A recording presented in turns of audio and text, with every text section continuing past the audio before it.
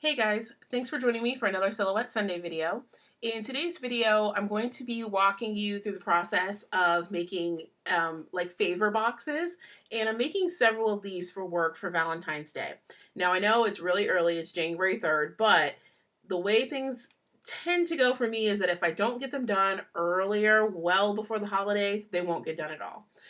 And the things I'm including in these tens, I would like for the people to be able to use before Valentine's Day because it's mostly stationary type items. But anyways, I'm going to go ahead and get started. Now, the container I'm using are these small mailboxes from the Target $1 spot, or the Bullseye's Playground. It has several names, but it's the section in the front of the store where a lot of the stuff is $1. So I've picked up several of these mailboxes in different colors, and I'm going to be applying each person's name and decorate a little bit with vinyl. So to do this, what I like to do is measure the outside of the container using a fabric or a soft tape measure, so that way I can account for the curve on the container. So after measuring this little heart mailbox, I realized that the surface that I have to work with is approximately 3 by 4 inches. So I'm going to go ahead and draw a box on my work surface of 3 by 4. Now I've already sized the background piece, the white section, to be 9 inches wide because that is the size of my vinyl. So I don't have to worry about changing that. So I'm going to size this to about 3 by 4, and it doesn't have to be perfect because this is just so I have a frame of reference when I'm cutting out or when I'm deciding how big everything's going to be. But anyways, I have my rectangle drawn. Next, I'm going to go to the left-hand side and click on the font or text menu. And the person's box I'm working on right now is named Lorena. So I'm going to type her name and I'm going to highlight it. And you can see it's all blue, and change this to a different font. And the font I want to use is called Ballerina Script. So here you can see it pops up and it's fairly well positioned to be welded. But I'm going to go ahead and make it a little bigger and zoom in slightly just so I can push these letters a little closer together so I can make it a little bigger on the final product. So it's already selected and I can tell by the box around it. So I'm going to right click and go down to Ungroup. And now I can move these letters independently.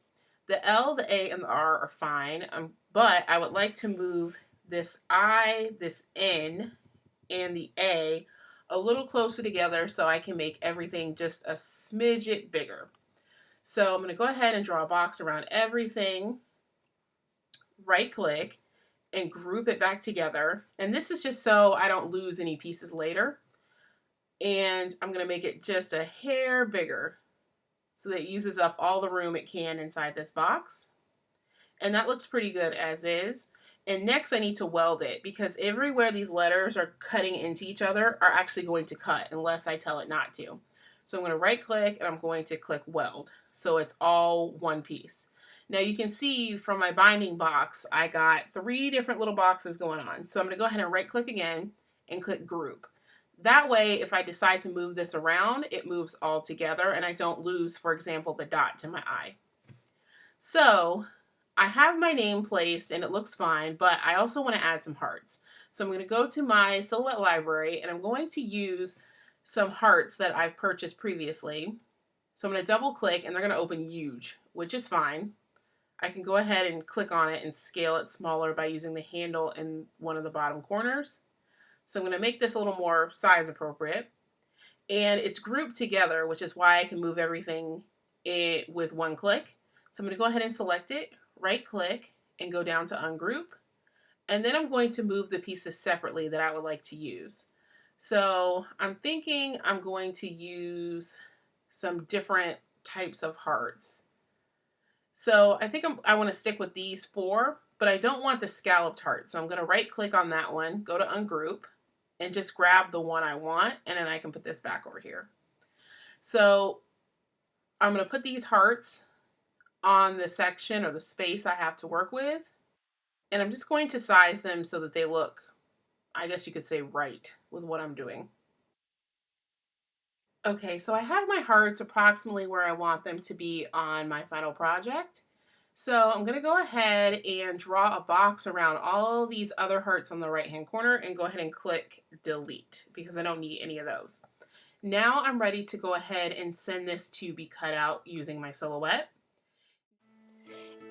So here I have my piece actually all cut out, although it's difficult to see because it's white on white.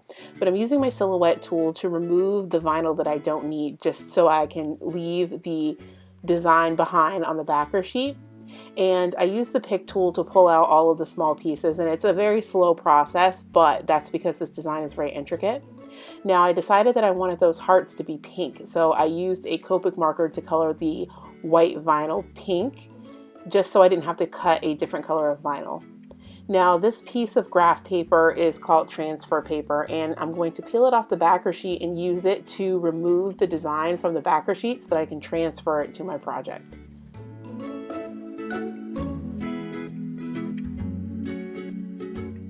The transfer process goes a little bit easier and a little faster if you rub your finger over the design, and that just helps it jump from the backer sheet to the actual transfer piece of paper. And it's mostly just the process of heating up that adhesive enough to pull from one surface to the other.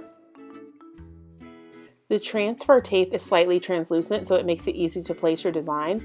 And once I have it where I think I want it to be on the final product, I go ahead and push it down and rub over it with my fingers, again to heat the adhesive on the back of the vinyl up slightly so it's easy to transfer.